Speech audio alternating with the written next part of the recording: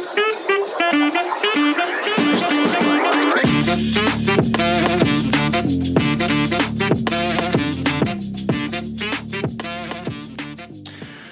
म उराजन निरौला। तपाईहरुलाई फेरि स्वागत छ मिलेनियर्स क्लबमा। पहिलो एपिसोडमा हामीले मिलेनियर्स क्लबको बारेमा कुरा गर्यौं। के हो त मिलेनियर्स क्लब? सरसर्ती हेर्दा प्रपर्टी इन्भेस्टमेन्टबाट यदि फाइनान्शियल फ्रिडम चेज गर्दै हुनुहुन्छ भने हाम्रो डे टु डे वर्किङ प्रोफेसनल्सहरुको लागि, मम एन्ड ड्याडहरुको लागि र सिंगल इन्भेस्टर जो हुनुहुन्छ उहाँहरुको लागि, डे टु डे वर्किङ इन्भेस्टरहरुको लागि यो बारेमा अझ धेरै थाहा पाउन चाहनुहुन्छ भने कृपया मैले डिस्क्रिप्सनमा लिंक छोडिदिएको छु, त्यो हेर्नु होला पहिलो एपिसोडमा। अब आज हामी दुईटा मुख्य भिजनहरुको बारेमा विस्तृतमा जाँदैछौं। पहिलो भनेको हटस्पट, धेरैले कुरा गर्ने भनेको हटस्पट के हो यसको बारेमा चर्चा गर्छौं, र सेकेन्डमा चाहिँ फाउन्डेसन फेज, जुन हामीले फर्स्ट एपिसोडमा पनि थोरै छुवा थियौं। फाउन्डेसन फेजको बारेमा पनि आज डिटेलमा कुरा गर्छौं। फाउन्डेसन फेज आफैमा एकदमै महत्त्वपूर्ण छ, त्यही भएर मसँग पुरै एपिसोडसम्मको लागि बस्नु होला। हटस्पट के हो त? हटस्पट अब सुन्दाखेरि कस्तो रमाइलो लाग्छ हटस्पट भन्दा।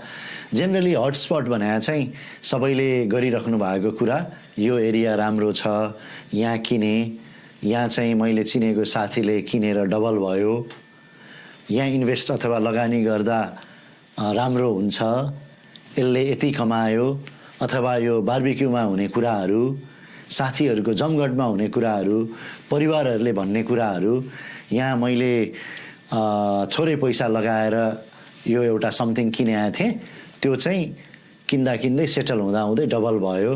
यी सबै सुन्दाखेरि कस्तो मजा पनि आउँछ क्या, यसले यस्तो गर्यो, अब हामीले पनि यस्तै गरौँ भन्ने आफूलाई एउटा जमर्को पनि आउँछ हटस्पटको कुरा गर्दाखेरि।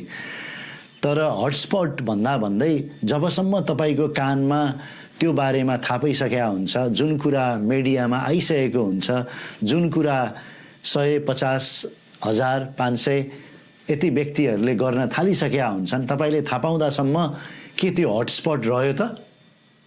र त्यसमा हटस्पट हामीले चेज गर्ने हो कि अर्को भनेको त्यहाँ फन्डामेन्टल्सहरू, प्रपर्टी बाई गर्दाखेरि चाहिने फन्डामेन्टल के छ त?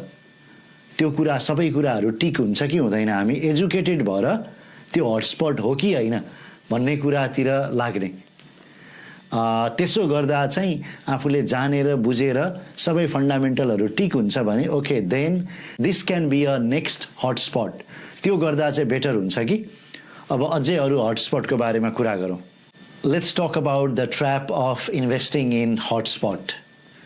मैले यो चाहिँ फर्स्ट ह्यान्ड पनि देखाएको छु धेरैमा। जस्तै इन्भेस्टरहरूले चाहिँ यो माइनिङ टाउनमा चाहिँ यति % आउँछ, यो सबबमा भनौँ न पहिला त, किनभने उहाँहरूलाई त्यो माइनिङ टाउन भन्ने पनि आइडिया हुँदैन। यो सबबमा चाहिँ 10% क्यास फ्लो आउँछ रिटर्न। तर यदि बुझ्ने हो भने 10% रिटर्न कहाँ कसरी आउँछ त? जस्तै धेरै त्यो रिसर्च गर्दै जाँदाखेरि त्यो माइनिङ टाउन हुनसक्छ एउटा उदाहरणको लागि, त्यहाँ तपाईँले 10% रिटर्न त आउला, तर त्यो इन्डस्ट्री कति वर्षसम्म त्यहाँ रहला? त्यो इन्डस्ट्री, माइनिङ टाउन त्यो एरियाबाट हटिसकेपछि त्यो अवस्था के होला? जेनरली हामीले देखेको के छ भने हो क्यास फ्लो केही वर्षसम्म आउला, तर त्यसपछि तपाईँको प्रपर्टीको भ्यालु पनि एकदमै घटेर इन्सिग्निफिकेन्ट हुन्छ। त्यसमा तपाईँले जति बनाउनु भयो क्यास फ्लोबाट मोर देन मेनी टाइम्स तपाईँहरूले लुज गर्नुहुन्छ। त्यही भएर मैले फेरि जोड्न चाहेँ fundamentals of investing in property, त्यो हेर्न जरुरी छ। अब फन्डामेन्टल्समा के पर्छ त? है त, हटस्पटको बारेमा त अलिअलि बुझियो। अब अरू हटस्पट भनेको फेरि एउटा थोरै उदाहरण दिन चाहेँ। अहिले हेडलाइन्समा आउने भनेको पर्थ पनि हटस्पट हो, एडिलेड पनि हटस्पट हो। हाम्रै क्लाइन्टहरूले पनि विगत केही वर्षमा त्यहाँ डबल अथवा त्योभन्दा धेरै प्रपर्टीको भाउ बढेर त्यहाँ आफ्नो पैसा बनाइसक्नु भएको छ। तर त्यो भनेर आज के फेरि अहिले मैले आजको दिनमा भन्दैछु, यो रेकर्डिङ हुँदैछ एन्ड अफ सेप्टेम्बर 2025। अहिले के पर्थमा हामीले इन्भेस्ट गर्छौँ त? अहिले गर्दैनौँ, किनभने जुन समय थियो त्यो गयो। रिजन के हो भने त्यो फन्डामेन्टल्समा हामीले हेर्ने जुन फन्डामेन्टल छ 30-40 वटा डिफ्रेन्ट फ्याक्टर्सहरू त्यो आधारमा अहिले पर्दैन। तर it doesn't mean Perth would stop growing है, त्यो लेट मी क्ल्यारिफाई त्यो कुरा पनि, अथवा एडेलेड पनि 81 बन्द हुने होइन, बढिरहेको ठाउँ बढ्दै जान्छ। तर what we want to avoid the trap again of investing in hotspot is we don't want buy high and end up in low. हामी चाहिँ बाई लो सो द्याट त्यसमा चाहिँ केही वर्षसम्मको लागि immediate short to medium term growth होस्। त्यही भएर त्यो कुरा बुझ्नको लागि जरुरी छ। नाउ लेट्स फोकस अन, म तपाईँहरूलाई 2-4 वटा फन्डामेन्टल्सको कुरा गर्छु। इन्भेस्टमेन्ट ग्रेड प्रपर्टी अथवा हामीले लगानी गर्दाखेरि के कुरा हेर्नुपर्छ भने पहिलाको भिडियोमा पनि मैले गराएको थिएँ, तर आज अलिकति विस्तारमा एउटा भनेको तपाईँले यदि क्यास फ्लो अलि चेज गर्नुहुन्छ, रेन्टल भाडा लाग्छ कि लाग्दैन भन्ने त्यो हेर्नुहुन्छ भने भ्याकेन्सी रेट हेर्नु पर्यो है त। भ्याकेन्सी रेट चाहिँ हामीले हेर्ने थ्रेसहोल्ड भनेको लेस देन 2%। लेस देन 2% भने चाहिँ के हो भने जेनरली एकदमै टाइट रेन्टल मार्केट हो। त्यो चाहिँ तपाईँलाई भाडा नलाग्ने भन्ने हुँदैन, त्यहाँ त्यति हाई डिमान्ड हुन्छ।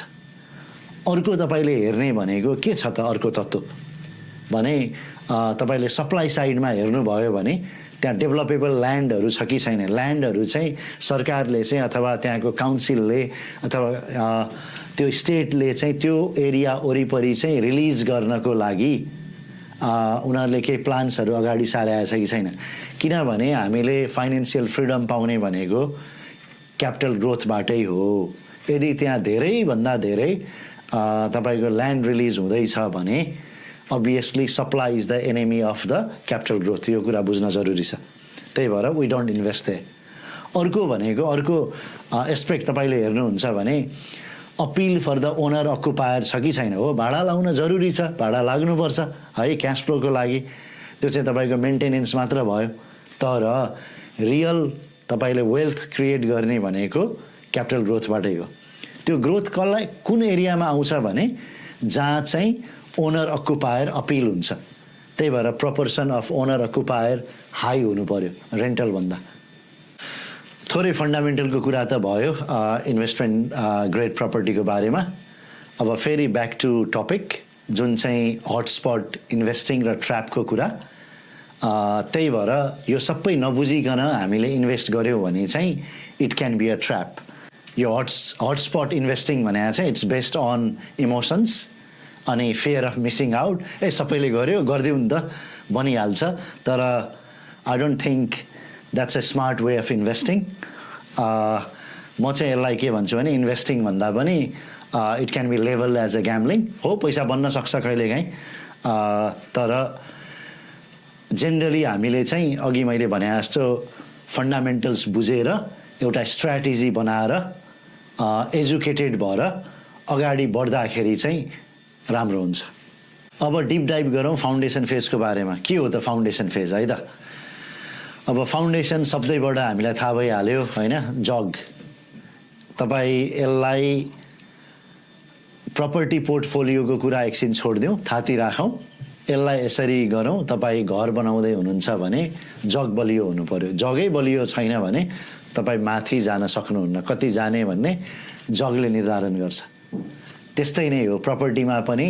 फाउन्डेसन स्टेज भनेको तपाईँको फर्स्ट बाई, पहिलो पर्चेज हामीले अघि कुरा गरे जस्तो हटस्पट चेज नगरिकन एउटा स्ट्राटेजिक इन्भेस्टर भएर, एउटा एजुकेटेड इन्भेस्टर भएर सबै फाउन्डेसन इन्भेस्टमेन्ट ग्रेड प्रपर्टीको फाउन्डेसन मिट हुने गरी तपाईँले जब अगाडि बढ्नुहुन्छ अनि त्यो चाहिँ पर्यावची हो। यो फाउन्डेसनसँग तपाईँको जग पनि एउटा बलियो हुन्छ। जस्तै अब मैले यसलाई तपाईँलाई थोरै बुझ्ने गरी एक्जाम्पल हिसाबमा म भन्न चाहन्छु। तपाईँको प्रपर्टी मान्नुहोस् अस्ट्रेलियामा कुनै पनि 10, 20, 30, 40, 50 वर्ष, 100 वर्ष जहिलेको इतिहास हेर्दाखेरि पनि के भनिन्छ भने every 10 years the property value grows in double है, त्यो भनिन्छ। त्यो भनेको 7% नेसनल एभरेज ग्रोथ रेट मानिन्छ, जुन फ्ल्याट चाहिँ हुँदैन तर मोरलेस त्यो भन्ने बुझिन्छ। होइन हो। तपाईँले जहाँ पनि किन्नुभयो भने ढिलो चाँडो एउटा लङ टर्ममा तपाईँले भने जस्तै हिसाबले गर्नुभयो भने 10-12 वर्षमा त्यहाँ ग्रोथ होला होइन। तर फाउन्डेसन फेज हाम्रो लागि चाहिँ किन इम्पोर्टेन्ट छ भने तपाईँको 10 इयर्स भने के हो, हामी जेनरली इन्भेस्टर भनेको कुन एजमा हुन्छौँ भने 20 to 45 इयर्ससम्ममा चाहिँ अलिकति तपाईँको एक्टिभ फेज हुन्छ र मानौँ कोही हामीसँग हामीले काम गर्ने इन्भेस्टरहरू अलिक पछि भएपछि तपाईँको 50-55 इयर्ससम्म पनि इन्भेस्ट गर्नुहुन्छ होइन। तर तपाईँको एक्टिभ प्रोडक्टिभ इयर्स भनेको त यदि कोही मान्छे 30 वर्षको हुनुहुन्छ अथवा 35 वर्षको हुनुहुन्छ भने उदाहरणको लागि हाम्रो प्रोडक्टिभ समय त 10 वर्ष हो नि त, नेक्स्ट 10 इयर्स। एउटा प्रपर्टी तपाईँले किनेर त्योबाट ग्रोथ हुनलाई तपाईँले 10 वर्ष कुर्नु पर्यो भने त तपाईँको प्रोडक्टिभ टाइम गयो, राइट हो, त्यहाँ आउँछ। त्यही भएर फाउन्डेसन फेज चाहिँ राम्रो हुनको लागि उल्लेखनीय सिग्निफिकेन्ट छ, त्यो बुझ्न जरुरी छ। अब जस्तै तर हामीले चाहिँ के भन्छौँ भने हामीले किनेको प्रपर्टी चाहिँ हाई क्यापिटल ग्रोथ पनि हुनु पर्यो, हाई क्यास फ्लो पनि हुनु पर्यो। पहिला त्यो कसरी हुन्छ भने अघि कुरा गरे अनुसार हामीले इन्भेस्टमेन्ट ग्रेडमा हामीले इन्भेस्ट गऱ्यौँ भने हुन्छ है। तर short to medium term growth हुनको लागि सो यो इन्स्टेड अफ तपाईँ 10 इयर्स स्टल हुनुभन्दा के हुन्छ भने हामीलाई short to medium term growth हुने प्रपर्टी हामीले फाउन्डेसन फेजमा इन्भेस्ट गर्न जरुरी छ। यसले के गर्छ भने तपाईँलाई त्यहाँबाट मान्नुहोस् 1 देखि 2 वर्ष 3 वर्षमा तपाईँलाई $1.5 लाख ग्रोथ दियो भने, यदि 5-6 लाखको प्रपर्टी तपाईँले इन्भेस्ट गर्नु भएको छ भने त्यो ग्रोथ दियो भने त्यहाँबाट भएको इक्विटी चाहिँ तपाईँले अनलक गरेर तपाईँले easily as a deposit next प्रपर्टीमा युज गर्न सक्नुहुन्छ है। त्यही भएर रादर देन बिइङ हुन्छ नि आफू प्रपर्टी जर्नीमा हल्ट हुनुको सट्टा you can unlock other potential. यसले चाहिँ फाउन्डेसन फेजमै तपाईँ 1-2 प्रपर्टीबाट जेनरेसनल वेल्थ चाहिँ बन्दैन, तर त्यसले चाहिँ के गर्छ भने तपाईँलाई बाटो अगाडि जाने बाटोहरू चाहिँ यसले तय गर्छ। त्यही भएर फाउन्डेसन फेज चाहिँ इट्स रियली इम्पोर्टेन्ट। फाउन्डेसन फेजमा चाहिँ हाम्रो फोकस भने चाहिँ एकदम फ्ल्यासिएस्ट अथवा राम्रो देखिने प्रपर्टी होइन कि हाम्रो चाहिँ एकदमै स्ट्राटेजी अनुसारको त्यो फन्डामेन्टलहरू ठिक हुने प्रपर्टी चाहिँ हुनुपर्छ फाउन्डेसन फेजमा। अब आज कुरा गरिएको 2टा टपिकको अलिकति रिक्याप र एउटा समरी जसरी कुरा गरौँ है त, एकैछिन पज भएर। के हो भने रेड फ्ल्याग र ग्रिन फ्ल्याग यो बारेमा चर्चा गरौँ। अब रेड फ्ल्याग चाहिँ के हो त हाइपको भने जुन मिडियामा आइरहेको छ, यस्तो भयो उस्तो भयो, अब आउँछ नि एकदम ठुलो heading, it's a next big thing, यस्तो उस्तो। मैले त्यो सबै त्योबाट नराम्रो हुन्छ भन्ने कुरा छैन, तर अगेन फेरि फन्डामेन्टल्सहरू ठिक हुन्छ कि हुँदैन, त्यो सबै हेरिने कुराहरू चाहिँ मिट हुन्छ कि हुँदैन त्यो बुझ्न जरुरी छ। अर्को भनेको न्युजमा के आउँछ भने प्राइसहरू चाहिँ यहाँ चाहिँ 20%ले बढ्यो, 40%ले बढ्यो। हो, त्यो नबढेको भनिँदैन, त्यो पनि सबै कुरा डाटाहरू हेरेर हामीले भेरिफाई गर्न मिल्छ। तर आफै बुझ्नुहोस्, जुन चाहिँ 2-4 वर्ष 2-3 वर्षमा अलरेडी 70-80-90% अथवा डबल भइसकेको छ भने के तपाईँलाई लाग्छ फेरि इमिडिएट नेक्स्ट कपाल अफ इयर्समा फेरि अर्को डबल हुन्छ भन्ने? होला, ओभर टाइम होला, फेरि आउँछ टाइम एन्ड मनी र तपाईँको प्रोडक्टिभ टाइम पनि हो, त्यो कुरा हेर्न जरुरी छ, त्यो हाइप मात्र हुनसक्छ। अर्को भनेको चाहिँ रेन्टल यिल्डहरू घटिरहेछ, बढिरहेछ अथवा एकदम कम छ, किन कम छ, भाडा लाग्छ कि लाग्दैन, यो कुराहरू हेर्न बुझ्न तपाईँको पर्चेस प्राइस अनुसार। किनभने वे टु नेगेटिभ छ भने तपाईँले कसरी होल्ड गर्नुहुन्छ, आफ्नो क्यास फ्लो आउटगोइङ्स पनि हेरेर आफूले विचार गरेर इन्भेस्ट गर्न जरुरी छ है त। यो चाहिँ तपाईँको रेड फ्ल्यागहरूमा पर्यो। अब कुरा गरौँ ग्रिन फ्ल्याग के हो त फाउन्डेसन प्रपर्टीको। पहिलो भनेको डिमान्ड हाई हुनु पर्यो सप्लाई भन्दा। त्यहाँ मान्छेहरूले कति ओनर अकुपायर र कति इन्भेस्टरहरूले चाहिँ त्यहाँ प्रपर्टी खोजिरहेका छन् है। अनि सप्लाई चाहिँ तपाईँको एकैचोटि धेरै प्रपर्टिजहरू लिस्टेड भइरहेछ कि छैन, त्यो कुरा हेर्न जरुरी छ। अर्को भनेको तपाईँले जुन चाहिँ लिस्टिङ छ नि, यदि प्रपर्टी लिस्टिङ भएदेखि सेल्स हुने बेलासम्म त्यो चाहिँ ग्रेजुअली डाउन भइरहेछ कि छैन। जस्तै पहिला 100 दिन, 90 दिन, 80 दिन, 70 दिन हुँदै भएको छ भने त्यहाँ डिमान्ड बढ्दो छ। अर्को चाहिँ जुन चाहिँ मैले यो लास्ट इमिडिएट टाइममा चाहिँ 2-3 वर्षमा ग्रो नभएको एरिया भन्न चाहेँ है, किनभने फेरि त्यस्तै खालको स्पाइक आउनलाई केही समय लाग्छ र त्यो ग्रो नभएको जहाँ चाहिँ स्टेडी ग्रोथ भइरहेछ। र मोस्ट इम्पोर्टेन्टली है, त्यो एरियाको इकोनोमी चाहिँ कस्तो छ, डाइभर्सिफाई छ कि एउटै सेक्टरमा मात्र तपाईँको निर्भर छ। यदि डाइभर्सिफाइड इन्कम के अरे इकोनोमी छ भने चाहिँ जस्तै सर्भिस इन्डस्ट्री, एग्रिकल्चर, हस्पिटलदेखि लिएर अरू उद्योगहरू छन् होइन, त्यो हिसाबले छ भने त्यो एरिया पनि राम्रो मानिन्छ। अर्को ग्रिन फ्ल्याग भने चाहिँ के हो भने रिलेटिभली इन्कम अनुसार त्यो एरिया अफोर्डेबल छ कि छैन।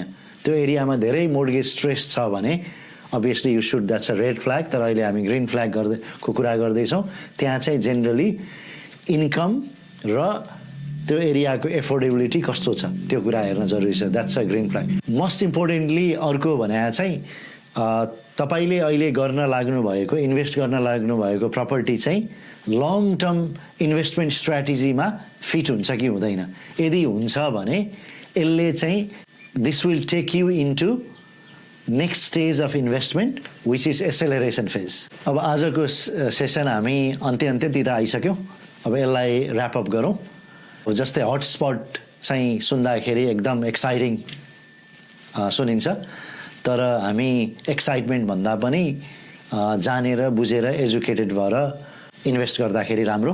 फाउन्डेसन फेज भने चाहिँ हामीले जानेर बुझेर राइट ड्यु डिलिजेन्स गरेर चाहिँ प्रपर्टी सेक्योर गर्ने हो र यसले चाहिँ हामीलाई short to medium term growth दिनु पर्यो ताकि it will work as a foundation to unlock future potential. So foundation भनेको चाहिँ जग मात्र हो। राइट जग तपाईँले बसाल्नु भयो भने प्रपर्टी जर्नीमा अगाडि बढ्नको लागि यसले मद्दत पुर्याउँछ। आजको लागि यति नै, धन्यवाद।